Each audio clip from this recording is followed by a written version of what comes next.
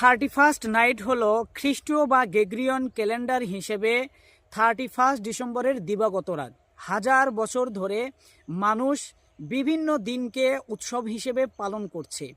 Roman সম্রাটরা ঈসা আলাইসাল্লামের জন্মের 46 বছর আগের থেকে জানুস নামক দুমুখ বা দুই মাথাওয়ালা একটি দেবতার পূজা করত, যার নাম অনুযায়ী আজকে ইংরেজি ক্যালেন্ডারের জানুয়ারি নামকরণ করা হয়েছে।